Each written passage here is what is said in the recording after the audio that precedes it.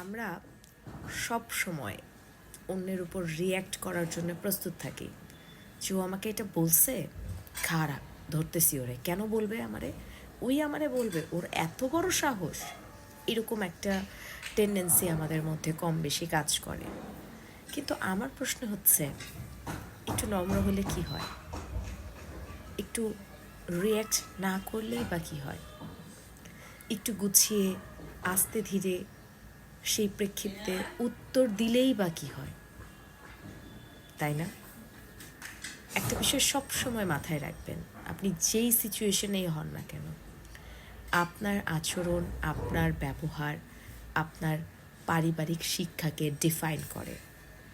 সেটা অন্যের মাঝে তুলে ধরে যে আপনি আসলে কোন পরিবার থেকে বিলং করেন। সো সব জায়গায় রিয়্যাক্ট করার কোনো দরকার নেই, এত উত্তেজিত হবার কোনো দরকার নেই।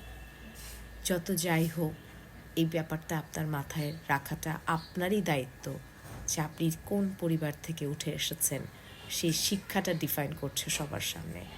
তাই আপনি চাইলেও সবসময় বাজে বিহেভ করতে পারেন না।